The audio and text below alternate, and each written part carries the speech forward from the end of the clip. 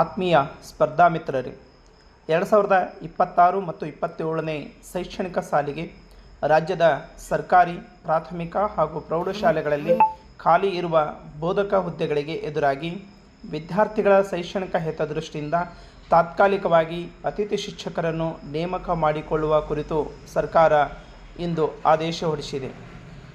ಒಟ್ಟು ಸರ್ಕಾರಿ ಪ್ರಾಥಮಿಕ ಮತ್ತು ಪ್ರೌಢಶಾಲೆಗಳಲ್ಲಿ 51,000 ಅತಿಥಿ ಶಿಕ್ಷಕರನ್ನು ತಾತ್ಕಾಲಿಕವಾಗಿ ನೇಮಕ ಮಾಡಿಕೊಳ್ಳಲಾಗುತ್ತದೆ.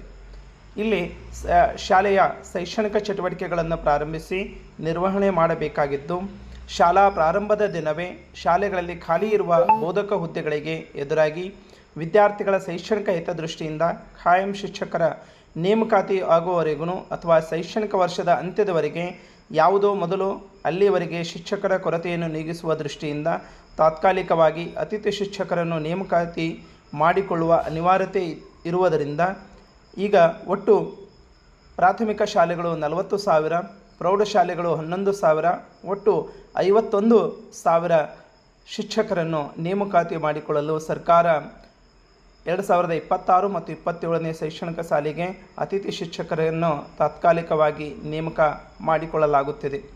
ಆದ್ದರಿಂದ ಇಲ್ಲಿ ಅತಿಥಿ ಶಿಕ್ಷಕರು ಜಿಲ್ಲೆ ಹಾಗೂ ತಾಲೂಕು ವಿವರಗಳೊಂದಿಗೆ ಸಂಪರ್ಕಿಸಲು ಸೂಚಿಸಲಾಗಿದೆ.